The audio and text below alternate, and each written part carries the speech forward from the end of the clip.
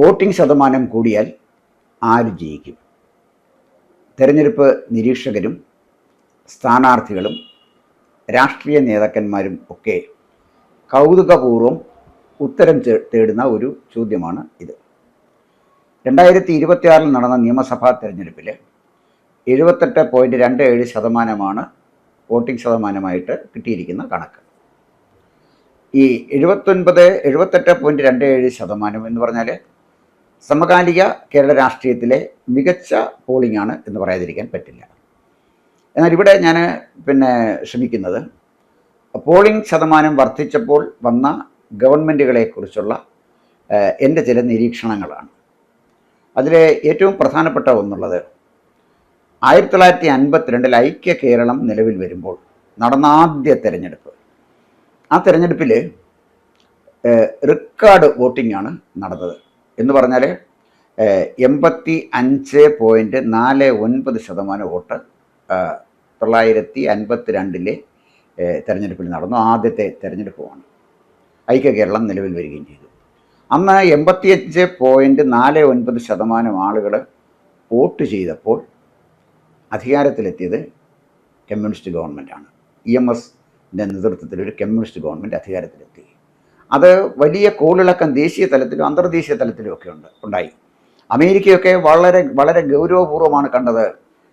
സ്വാതന്ത്ര്യം കിട്ടി 47 സ്വാതന്ത്ര്യം കിട്ടിയ ഇന്ത്യയിൽ 1952 ബാലറ്റ് പേപ്പറിലൂടെ കമ്മ്യൂണിസ്റ്റ് പാർട്ടി അധികാരത്തിലെത്തി.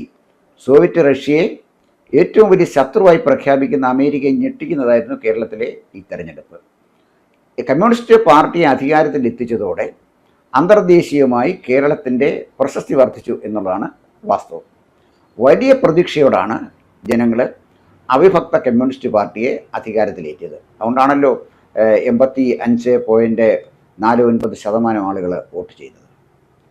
EMS ഭരണം ആരംഭിച്ചു. പക്ഷേ EMS ആരംഭിച്ച ഭരണം സെൽ ഭരണമായിരുന്നു.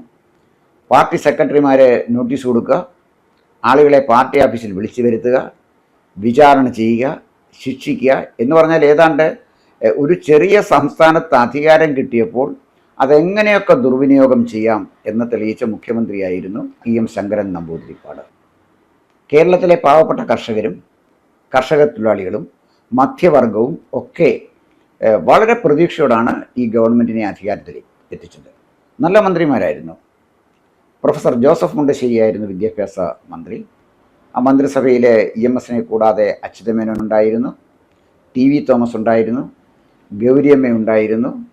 അങ്ങനെ വളരെ പ്രഗത്ഭമതികളായ ആളുകളായിരുന്നു ആ ഗവൺമെൻറ്റിൽ ഉണ്ടായിരുന്നത്.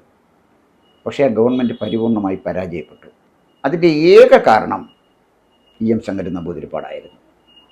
EM ശങ്കരൻ നമ്പൂതിരിപ്പാടിൻ്റെ ധാരണയില്ലാഴിക, പിടിവാശി, അദ്ദേഹത്തിൻ്റെ മുൻവിധികൾ, അതാണ് ഗവൺമെൻറ്റിനെ തകർത്തത്. കേരളം കണ്ട എക്കാലത്തെയും ഏറ്റവും ദുർബലനായ മുഖ്യമന്ത്രി, ദീർഘവീക്ഷണമില്ലാത്തൊരു മുഖ്യമന്ത്രി ആരാണ് എന്ന് ചോദിച്ചാൽ ഞാൻ കണ്ണുമടച്ച് പറയും അത് EMS ആയിരുന്നു. EMS താർക്കികനാണ്, സൈദ്ധാന്തികനാണ്, കയ്യിൽ കറപുരളാത്ത കമ്മ്യൂണിസ്റ്റാണ്. ബന്ധുക്കൾക്ക് വേണ്ടിയും മക്കൾക്ക് വേണ്ടിയും ഒന്നും സമ്പാദിക്കാതെ EMS മരിക്കുമ്പോൾ 6 അടി മണ്ണിന് പോലും അദ്ദേഹം അവകാശിയായിരുന്നില്ല. ഇളംകുളം മനയ്ക്കരെ ഏറ്റവും സമ്പൽ സമൃദ്ധമായ ഒരു മനയിൽ നിന്ന് വന്ന് കേരളത്തിലെ പാർട്ടി നേതാവായി മുഖ്യമന്ത്രിയായ EMS മരിക്കുമ്പോൾ അദ്ദേഹത്തിന് അടക്കമുള്ള 6 അടി മണ്ണ് അദ്ദേഹത്തിന് സ്വന്തമായി ഉണ്ടായിരുന്നില്ല. അതൊക്കെ അദ്ദേഹത്തിൻ്റെ മഹത്വം. പക്ഷേ ഒരു ഭരണകർത്താവ് എന്ന നിലയിൽ പരിപൂർണ പരാജയമായിരുന്നു EMS. പരാജയമെന്ന് പറയാൻ പറ്റില്ല, പരിപൂർണ പരാജയമായിരുന്നു EMS. EMSൻ്റെ നേതൃത്വത്തിലെ ആ ഗവൺമെൻറ്റിൽ ആ കാലഘട്ടത്തിൽ നടന്ന സെൽഭരണം, അതുപോലെ തന്നെ പ്രാദേശിക ഭരണരംഗത്ത് പാർട്ടി നേതാക്കന്മാരുടെ പ്രാദേശിക പാർട്ടി നേതാക്കന്മാരുടെ അഴിഞ്ഞാട്ടം, ഇതൊക്കെ വലിയ പ്രശ്നങ്ങളാണ് സൃഷ്ടിച്ചത്. അങ്ങനെയാണ് വിദ്യാഭ്യാസ ബില്ല് വന്നപ്പോൾ അതിനെതിരെയാണ് ആദ്യം കത്തോലിക്ക സഭ സമരത്തിനിറങ്ങിയത്. അത് പ്രത്യേകിച്ചൊന്നും സംഭവിച്ചില്ല. മെഴുകുതിരിയൊക്കെ പിടിച്ച് കന്യാസ്ത്രീകളും അച്ഛന്മാരും റോഡിൻ്റെ ഒരു സൈഡിലൂടെ മൗനയാത്ര നടത്തി എന്നുള്ളതിനപ്പുറം അതൊന്നും ഗവൺമെൻറ് ചലിപ്പിച്ച കാര്യമല്ല. അവസാനം ഈ സെൽ ഭരണം വർദ്ധിച്ചു വന്നപ്പോൾ പൊതുസമൂഹം തന്നെ EMSന് എതിരായി മാറി. ഈ ഘട്ടത്തിലാണ് NSSും മന്നത്ത് പത്മനാഭനും വിമോചന സമരത്തിൽ ഇടപെടുന്നതും പൊതുസമൂഹം മന്നത്തിനോടൊപ്പം കത്തോലിക്ക സഭയ്ക്ക് ഒപ്പം നിന്നു. EMSൻ്റെ ഗവൺമെൻറ്റിനെ 1959 വിമോചന സമരത്തിലൂടെ പുറത്താക്കി. 356 വകുപ്പ് ആദ്യമായിട്ട് ഇന്ത്യയിൽ പ്രയോഗിച്ചത് EMSൻ്റെ സർക്കാരിനെതിരായിട്ടായിരുന്നു. EMSന്റെ ഗവൺമെൻറ്റിനെ പിരിച്ചുവിട്ടു, പ്രസിഡന്റ് ഭരണം ഏർപ്പെടുത്തുകയും ചെയ്തു. അന്ന് വലിയ പ്രചണ്ഡമായ പ്രചരണങ്ങളും കോലാഹലങ്ങളും ഒക്കെ ഉണ്ടായി. ജനാധിപത്യത്തിനെ കഴുത്ത് ഞെരിച്ചു കൊന്നു. വിമോചന സമരം തന്നെ അധാർമികമായിരുന്നു. EMSന്റെ ഗവൺമെൻറ്റിനെ പിരിച്ചുവിട്ടത് തെറ്റായിരുന്നു, അത് ജനാധിപത്യത്തിനെ കശാപ്പ് ചെയ്യുന്നതായിരുന്നു എന്നൊക്കെ വലിയ വിമർശനങ്ങളുണ്ടായി. വിമർശനങ്ങളെയൊന്നും ഞാൻ എതിർക്കുന്നില്ല, ഒരു പരിധിവരെ അതിനകത്ത് ചില വസ്തുതകളില്ലാതില്ല. പക്ഷേ EMSന്റെ ഗവൺമെൻറ് ജനവിരുദ്ധമായിരുന്നു എന്ന കാര്യത്തിൽ ഒരു തർക്കവുമില്ല. അതിൻ്റെ ഏറ്റവും വലിയ തെളിവാണ് 1960 നടന്ന തിരഞ്ഞെടുപ്പ്. 59 വിമോചന സമരം നടക്കുന്നത്. 1960 നടന്ന തിരഞ്ഞെടുപ്പിൽ 85.72% ആളുകൾ വോട്ട് രേഖപ്പെടുത്തി. 85.72%. കേരളത്തിലെ പോളിംഗിലെ ഏറ്റവും മികച്ച റെക്കോർഡ് അതാണ്. ആ റെക്കോർഡ് ഇന്ന് വരെ ആർക്കും ഭേദിക്കാൻ കഴിഞ്ഞില്ല. അങ്ങനെ 85.72% ആളുകൾ വോട്ട് ചെയ്തപ്പോൾ EMSന്റെ പാർട്ടിക്ക്, കമ്മ്യൂണിസ്റ്റ് പാർട്ടിക്ക് പ്രതിപക്ഷത്തിരിക്കേണ്ടി വന്നു എന്ന് പറഞ്ഞാൽ, ദയനീയമായി പരാജയപ്പെടേണ്ടി വന്നു എന്ന് പറഞ്ഞാൽ അർത്ഥം EMSന്റെ ഭരണത്തോടുള്ള ജനവികാരം ഒരു വർഷത്തിലധികം നീണ്ടു നിന്നു എന്നുള്ളതാണ്. അപ്പോൾ വിമോചന സമരം എന്ന് പറയുന്നത് ജനാധിപത്യ വിരുദ്ധമൊന്നും ആയിരുന്നില്ല. അത് ജനാധിപത്യ വിരുദ്ധമായിരുന്നെങ്കിൽ 60 നടന്ന തിരഞ്ഞെടുപ്പിൽ EMSന്റെ ഗവൺമെൻറ് അധികാരത്തിലെത്തണമായിരുന്നു. അതുണ്ടായില്ല. ഇനി EMS ചെയ്ത സേവനത്തെക്കുറിച്ച് നോക്കിയാൽ, EMS ആദ്യം മുതലേ സ്വീകരിച്ച ഒരു നിലപാട് 1950 ശബരിമല തീവെപ്പ് കേസിലെ പ്രതികളെ അറസ്റ്റ് ചെയ്യും, അതുമായി ബന്ധപ്പെട്ട റിപ്പോർട്ട് പുറത്തുവിടും എന്ന പ്രകടന പത്രികയിൽ വാഗ്ദാനം നൽകിയാണ് കമ്മ്യൂണിസ്റ്റ് പാർട്ടി അധികാരത്തിലെത്തിയത്. അധികാരത്തിലെത്തിയപ്പോൾ തന്നെ അവരത് മറന്നു. അത് വേറെ ഒരു കാര്യം. അവസാനം EMS അധികാരം നിലനിർത്തണമെങ്കിൽ ലീഗിൻ്റെ സപ്പോർട്ട് വേണം എന്ന് വന്നപ്പോൾ EMSന്റെ നിലപാട് മാറിഞ്ഞു. അദ്ദേഹം സമ്മർസാൾട്ട് അടിച്ചു. അദ്ദേഹം പറഞ്ഞു, ഭൂരിപക്ഷ വർഗീയതയാണ് അപകടം എന്ന് പറഞ്ഞാൽ ന്യൂനപക്ഷ വർഗീയതയേക്കാൾ അപകടം ഭൂരിപക്ഷ വർഗീയതയാണ്. ന്യൂനപക്ഷ വർഗീയത വളർന്നിട്ട് കുഴപ്പമൊന്നുമില്ല, അത് അവരുടെ ആശങ്ക കൊണ്ടുണ്ടാകുന്നതാണ്. അവർക്ക് ജീവിക്കാനുള്ള അവകാശം നിലനിർത്താൻ, അത് സംരക്ഷിക്കാൻ, ജനാധിപത്യപരമായ അവകാശങ്ങൾ സംരക്ഷിക്കാനാണ് ആ പാവങ്ങളൊക്കെ വർഗീയത കാണിക്കുന്നത്. ആ വർഗീയത നമുക്ക് മറക്കണം, പൊറുക്കണം, എല്ലാം ചെയ്യണമെന്നായിരുന്നു EMSന്റെ നിലപാട്. സഖാക്കളാണ് അതൊക്കെയാണ് കുറേ കാലം പാടിക്കൊണ്ട് നടന്നത്. പക്ഷേ ഏറ്റവും കൗതുകകരമായ ഒരു കാര്യം, കാലത്തിൻ്റെ കാവ്യനീതി എന്നതുപോലെ 1998 മാർച്ച് മാസം 20 89ാമത്തെ വയസ്സിൽ EMS മരിച്ച് അദ്ദേഹത്തിൻ്റെ ഭൗതിക ശരീരം ശാന്തി കവാടത്തിൽ എത്തിച്ചപ്പോൾ പ്രത്യേക വിമാനത്തിൽ ദില്ലിയിൽ നിന്ന് ഒരാൾ പറന്നെത്തി അദ്ദേഹത്തിന് അന്തിമോപചാരങ്ങൾ അർപ്പിച്ചു. ആ മനുഷ്യൻ്റെ പേര് ലാൽ കൃഷ്ണ അദ്വാനി എന്നായിരുന്നു. BJPയുടെ നേതൃത്വത്തിൽ വാജ്പേയി പ്രധാനമന്ത്രിയായിക്കൊണ്ടൊരു ഗവൺമെൻറ് അവിടെ അധികാരത്തിലെത്തി കേന്ദ്രത്തിൽ. ആ ഗവൺമെൻറ്റിലെ ആഭ്യന്തരമന്ത്രി വന്ന് അന്തിമോപചാരം അർപ്പിച്ചാണ് ഭൂരിപക്ഷ വർഗീയതയെ പല്ലും നഖവും ഉപയോഗിച്ച് എതിർത്ത EMSന് വിട നൽകിയത്. ഇത് ചരിത്രത്തിൻ്റെ കാവ്യനീതിയാണ്. യാഥാർത്ഥ്യബോധത്തിന് നിരക്കാത്ത, ജനാധിപത്യ വിരുദ്ധമായ ആശയങ്ങൾ ഏത് താർക്കികൻ പറഞ്ഞാലും, ഏത് സൈദ്ധാന്തികൻ പറഞ്ഞാലും അത് ആത്യന്തികമായി അത് ചെല്ലുന്നത് ചരിത്രത്തിൻ്റെ ചവറ്റുകൊട്ടയിലാണ്. ഭൂരിപക്ഷ വർഗീയതയ്ക്കെതിരെ നമ്പൂതിരിപ്പാട് ഒരു നിലപാട് സ്വീകരിക്കുകയും ന്യൂനപക്ഷ വർഗീയതയെ പ്രോത്സാഹിപ്പിക്കുകയും ചെയ്തപ്പോൾ 1969 ന്യൂനപക്ഷ വർഗീയതയുടെ താല്പര്യങ്ങൾ സംരക്ഷിക്കാൻ വേണ്ടിയാണ് അദ്ദേഹം മലപ്പുറം ജില്ല കൊടുത്തത്. 67 EMSന്റെ ഗവൺമെൻറ് വന്നു, 69 മലപ്പുറം ജില്ലയും വന്നു. പിന്നീട് ഏറിയും കുറഞ്ഞുമൊക്കെ കമ്മ്യൂണിസ്റ്റ് പാർട്ടി പല കാരണങ്ങളാൽ പലപ്പോഴായി അധികാരത്തിലെത്തിയിരുന്നു എങ്കിലും 1924 കാൺപൂരിലുണ്ടായ കമ്മ്യൂണിസ്റ്റ് പാർട്ടി 2026 കേരളത്തിൽ അവസാനിക്കുകയാണ്. ബംഗാളിൽ നേരത്തെ അവസാനിച്ചു, ത്രിപുരയിൽ അവസാനിച്ചു. 1925 ജനിച്ച രാഷ്ട്രീയ സ്വയംസേവക സംഘം ഇന്ന് ഇന്ത്യ ഭരിക്കുകയാണ്. കാലത്തിൻ്റെ ഒരു കാവ്യനീതിയെക്കുറിച്ച് നമുക്ക് മനസ്സിലാക്കേണ്ട ഒരു കാര്യമാണ് ഇവിടെ. നമ്മുടെ വിഷയം അതല്ല, അതിലേക്ക് ഞാൻ പോകുന്നില്ല. നമ്മുടെ ഈ വോട്ടിംഗ് പെർസെൻറ്റേജും വിജയവുമായി ഒന്ന് തട്ടിച്ചു നോക്കുമ്പോൾ 1982 73.5% വോട്ട് രേഖപ്പെടുത്തി. അന്ന് UDF അധികാരത്തിൽ വന്നു. 1987 80.52% വോട്ട് രേഖപ്പെടുത്തി. അന്ന് LDF അധികാരത്തിൽ വന്നു. അപ്പോൾ വോട്ടിംഗ് പെർസെൻറ്റേജ് കൂടിയപ്പോൾ LDF അധികാരത്തിൽ വന്നു എന്നാണ് പലരും ധരിച്ചു വച്ചിരിക്കുന്നത്. ചില സൈദ്ധാന്തികർ പറയും പോളിംഗ് ശതമാനം കുറയുമ്പോഴാണ് LDF അധികാരത്തിൽ വരുന്നത്. വോട്ടിംഗ് ശതമാനം കൂടിയ UDF അധികാരത്തിൽ വരും. എന്തായാലും ഇടതുപക്ഷ പ്രവർത്തകരൊക്കെ വോട്ട് ചെയ്യും. വോട്ട് ചെയ്യുന്ന കാര്യത്തിൽ അലസത കാണിക്കുന്ന UDFൻ്റെ പ്രവർത്തകരാണ്. അതുകൊണ്ട് വോട്ടിംഗ് പെർസെൻറ്റേജ് കുറയുന്നതാണ് UDFന് നല്ലത് എന്നൊക്കെയുള്ള തർക്കങ്ങൾ നമ്മൾ കേട്ടിട്ടുണ്ട്. എന്തായാലും ശരി, 1987 80.52% വോട്ട് രേഖപ്പെടുത്തിയപ്പോൾ അധികാരത്തിൽ വന്നത് LDF ആണ്. എന്ന് പറഞ്ഞാൽ 82 ഗവൺമെൻറ്റിനോട് അത്ര ഇഷ്ടമായിരുന്നു കേരളത്തിലെ ജനങ്ങൾക്ക്. അതുകൊണ്ടാണ് പോളിംഗ് ശതമാനം വർദ്ധിച്ചതും UDF പുറത്തായതും. ഇനി 1991 വീണ്ടും തെരഞ്ഞെടുപ്പ് വന്നു. 91 തെരഞ്ഞെടുപ്പിൽ 73.42% വോട്ടിംഗ് പെർസെൻറ്റേജ് UDF അധികാരത്തിൽ വന്നു. അപ്പം 80.52 നിന്നും 73.42% വോട്ടിംഗ് പെർസെൻറ്റേജ് കുറഞ്ഞു എന്ന് പറഞ്ഞാൽ അന്ന് വോട്ട് ചെയ്ത കമ്മ്യൂണിസ്റ്റുകാരെ വോട്ട് ചെയ്തില്ല. അപ്പോൾ 87 കമ്മ്യൂണിസ്റ്റ് പാർട്ടിയെ ജനങ്ങൾക്ക് മടുത്തു. അതുകൊണ്ടാണ് വോട്ടിംഗ് പെർസെൻറ്റേജ് കുറഞ്ഞതും UDF അധികാരത്തിൽ വന്നതും. എന്നാൽ 1996 ആയപ്പോൾ വോട്ടിംഗ് പെർസെൻറ്റേജ് പിന്നെയും കുറഞ്ഞു, 71.16% മാറി. LDF അധികാരത്തിൽ വന്നു. UDFൻ്റെ ഭരണം വളരെ മികച്ചതായിരുന്നു. ആരും വോട്ട് ചെയ്യാൻ പോയില്ല. LDFകാർ പോയി വോട്ട് ചെയ്തു. അങ്ങനെ LDFൻ്റെ ഗവൺമെൻറ് അധികാരത്തിൽ വരികയും ചെയ്തു.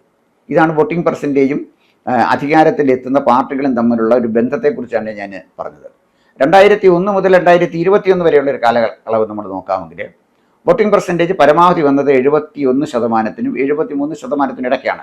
ഈ വോട്ടിംഗ് പെർസെൻറ്റേജ് ഈ കാലഘട്ടത്തിന് ഇടയ്ക്ക് വന്നത്. ഇവിടെ 2 പ്രാവശ്യം UDF അധികാരത്തിൽ വന്നു, 3 പ്രാവശ്യം LDFും അധികാരത്തിൽ വന്നു. ഇവിടെ കൗതുകകരമായ ഒരു വസ്തുത, 80% പിന്നെ വോട്ടിംഗ് പെർസെൻറ്റേജ് വന്ന 31 നിയോജക മണ്ഡലങ്ങളുണ്ട്. 31 നിയോജക മണ്ഡലങ്ങളുണ്ട് 80%-ലധികം വോട്ടിംഗ് പെർസെൻറ്റേജ് രേഖപ്പെടുത്തിയത്. ഇതിൽ ചില മണ്ഡലങ്ങൾ, പാലക്കാട് BJP സ്ഥാനാർത്ഥി ശോഭാ സുരേന്ദ്രൻ മത്സരിക്കുന്ന പാലക്കാട് 80%-ലധികം വന്നു, 80%-ലെത്തി. നേമത്ത് രാജീവ് ചന്ദ്രശേഖരൻ മത്സരിക്കുന്നിടത്തും 80% വോട്ടിംഗ് പെർസെൻറ്റേജാണുള്ളത്. കാട്ടാക്കട NN കൃഷ്ണദാസ് മത്സരിക്കുന്നിടത്തും 80%.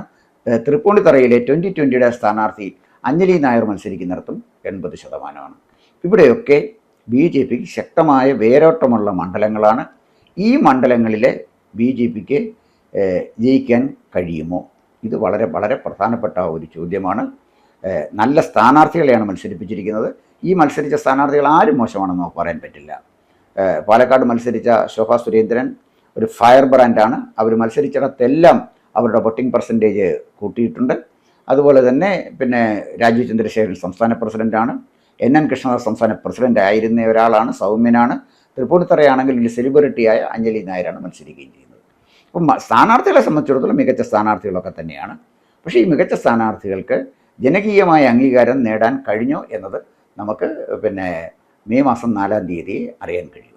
മറ്റൊരു കാര്യം, ഈ പെർസെൻറ്റേജ് ഓഫ് വോട്ടുമായിട്ട് ബന്ധപ്പെട്ട് നോക്കുമ്പോൾ മറ്റൊരു കാര്യം നമുക്ക് മനസ്സിലാക്കുന്നത്, SIR വന്നതിന് ശേഷം നടക്കുന്ന ഒരു തെരഞ്ഞെടുപ്പാണ്. ഇവിടെ 24.16 ലക്ഷം ആളുകളെ നമ്മുടെ വോട്ടേഴ്സ് ലിസ്റ്റിൽ നിന്ന് ഒഴിവായി. കാരണം അവരിവിടുത്തെ ഇവിടെ ജനിച്ചു വളർന്നവരാണെന്നോ അവരുടെ പൗരത്വ രേഖകൾ സമർപ്പിക്കാനൊന്നും അവർ കഴിയാത്തതുകൊണ്ട് അവരെ ഒഴിവാക്കി. അവരെ ഒഴിവാക്കിയെങ്കിലും തങ്ങളുടെ വോട്ടവകാശം നിലനിർത്തണം എന്ന് ആഗ്രഹം ഉണ്ടായിരുന്ന ആളുകളുണ്ട്. അവരുടെ ബന്ധപ്പെട്ട രേഖകളുണ്ടായിരുന്നു. അങ്ങനെ 16.69 ലക്ഷം ആളുകൾ ബന്ധപ്പെട്ട രേഖകളുമായി ഇലക്ഷൻ കമ്മീഷനെ സമീപിച്ചു. അവർക്ക് വോട്ടവകാശം തിരികെ കിട്ടുകയും ചെയ്തു. ഇതും ഈ തെരഞ്ഞെടുപ്പിൻ്റെ ഒരു പ്രത്യേകതയാണ്. SIR നിലവിൽ വന്നതിന് ശേഷം നടക്കുന്ന ഒരു തെരഞ്ഞെടുപ്പാണ്. ഈ തെരഞ്ഞെടുപ്പിൽ ജനങ്ങളെ വോട്ടർമാരെ എങ്ങനെ വോട്ട് ചെയ്തു എന്നുള്ളത് വളരെ വളരെ കൗതുകകരമായ ഒരു കാര്യമാണ്. വോട്ടിംഗ് പെർസെൻറ്റേജ് കൂടട്ടെ കുറയട്ടെ, നമ്മുടെ സ്ഥാനാർത്ഥികളുടെ ഒരു ക്വാളിറ്റിയെക്കുറിച്ച് നമ്മൾ നോക്കട്ടെ. നമ്മുടെ പ്രിയപ്പെട്ട സ്ഥാനാർത്ഥികളിൽ 201 പേര് ക്രിമിനൽ കേസുകളിൽ പ്രതിയാണ്. 4-ാം തീയതി വോട്ടിംഗ് നമ്മുടെ ബാലറ്റ് പെട്ടി തുറക്കുമ്പോഴേ എത്ര ക്രിമിനലുകൾ നിയമസഭയിലേക്ക് പോകും എന്ന് എനിക്ക് അറിഞ്ഞുകൂടാ. എന്തായാലും 201 ക്രിമിനൽ കേസിൽ പ്രതികൾ ഈ തെരഞ്ഞെടുപ്പിൽ മത്സരിക്കുന്നുണ്ട്. അതിലെ ചില ആളുകൾ 4 കൊലക്കേസിൽ പ്രതികളാണ്, 13 പേര് വധശ്രമ കേസിൽ പ്രതിയാണ്.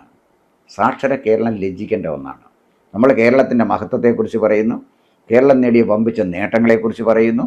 പക്ഷേ നമ്മുടെ സ്ഥാനാർത്ഥികളിൽ 201 പേര് ക്രിമിനൽ കേസിൽ പ്രതിയാണ് എന്ന് പറഞ്ഞാൽ അത് കേരളത്തിന് അഭിമാനിക്കാൻ കഴിയുന്ന ഒന്നാണ് എന്ന് എനിക്ക് തോന്നുന്നില്ല.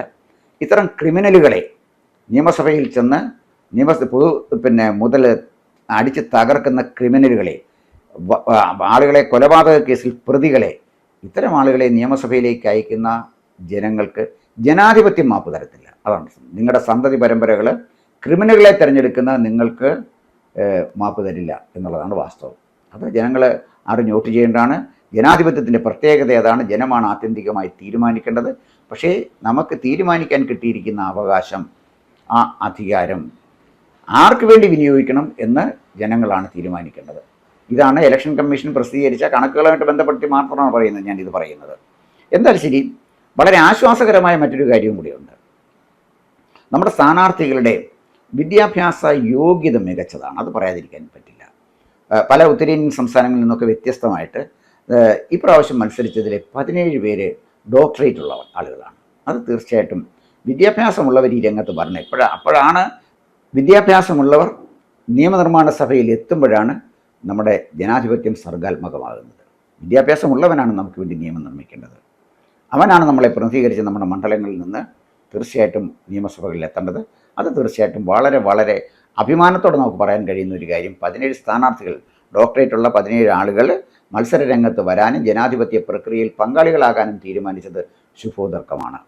അതുപോലെ തന്നെ ബിരുദാനന്തര ബിരുദമുള്ള 117 പേരുണ്ട്. അത് നമുക്ക് അഭിമാനിക്കാൻ വക നൽകുന്ന ഒന്നാണ്.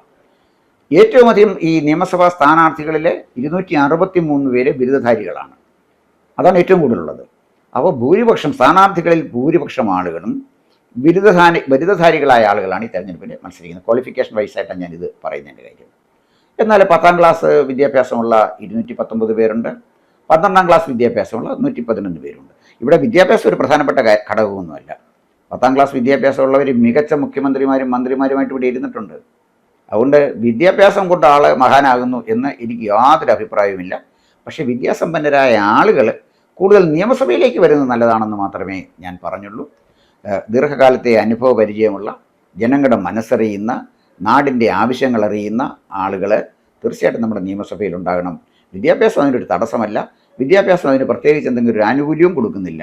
എങ്കിലും ലോകം മുന്നോട്ട് പോകുമ്പോൾ ശാസ്ത്ര സാങ്കേതിക രംഗം ദ്രുതഗതിയിൽ മാറിക്കൊണ്ടിരിക്കുന്ന ഒരു കാലഘട്ടത്തിൽ അഭ്യസ്തവിദ്യരായ ആളുകൾ, വളരെ സമർത്ഥരായ ആളുകൾ നമ്മുടെ നിയമസഭയിൽ വരികയും രാജ്യത്തിന് വേണ്ടി, സംസ്ഥാനത്തിന് വേണ്ടി നിയമനിർമ്മാണ പ്രക്രിയയിൽ വളരെ സജീവമായി ഇടപെടുകയും ചെയ്യുമ്പോൾ തീർച്ചയായിട്ടും നമ്മുടെ ജനാധിപത്യ പ്രക്രിയ ഉദാത്തമാകുമെന്ന് വിശ്വസിക്കുന്ന ഒരു പൗരനാണ് ഞാൻ. ഇത്തരം ചില കാര്യങ്ങൾ പ്രിയപ്പെട്ട പ്രേക്ഷകരുടെ ശ്രദ്ധയിൽ കൊണ്ടുവരാൻ വേണ്ടി മാത്രമാണ് ഞാൻ ഈ വീഡിയോ ചെയ്തത്. 4-ാം തീയതി വോട്ട് എണ്ണിക്കഴിയുമ്പോൾ നമുക്കറിയാം എത്ര ആളുകൾ, എത്ര ഡോക്ടറേറ്റ് ഉള്ള ആളുകൾ, എത്ര ബിരുദാനന്തര ബിരുദമുള്ള ആളുകൾ, എത്ര ബിരുദധാരികൾ, എത്ര ക്രിമിനലുകൾ, എത്ര വധശ്രമ കേസിൽ പ്രതികൾ, എത്ര കൊലക്കേസ് പ്രതികൾ ഒക്കെ നമ്മളെ പ്രതികരിച്ച് നിയമസഭയിലേക്ക് എത്തുമെന്നുള്ള കാര്യം 4-ാം തീയതി നമുക്ക് അറിയാൻ കഴിയുള്ളൂ. എന്തായാലും വോട്ടിംഗ് പെർസെൻറ്റേജ് 78.27% ആളുകൾ ശതമാനത്തിലേക്ക് എത്തി എന്നതും, അപ്പോൾ അത്രയും ആളുകൾ നമ്മുടെ തെരഞ്ഞെടുപ്പ് പ്രക്രിയയിൽ പങ്കാളികളായി എന്നതും നമ്മുടെ ജനാധിപത്യത്തിൻ്റെ കരുത്താണ്, നമ്മുടെ ജനാധിപത്യത്തിൻ്റെ സൗന്ദര്യമാണ്. അപ്പോൾ നമ്മുടെ വോട്ടിങ്ങിൻ്റെ സൗന്ദര്യം തീർച്ചയായിട്ടും അത് നമുക്ക് പറയാതിരിക്കാൻ കഴിയില്ല. കേരളം തീർച്ചയായിട്ടും ജനാധിപത്യ സംവിധാനത്തിലൂടെ കരുത്ത് നേടുന്നൊരു ചിത്രമാണ് ഈ തെരഞ്ഞെടുപ്പ് കഴിയുമ്പോൾ നമുക്ക് കാണാൻ കഴിയുന്നത്. ഒരു മലയാളി എന്ന നിലയിൽ തീർച്ചയായിട്ടും എനിക്ക് അതിൽ വളരെ വളരെയധികം അഭിമാനമുണ്ട്.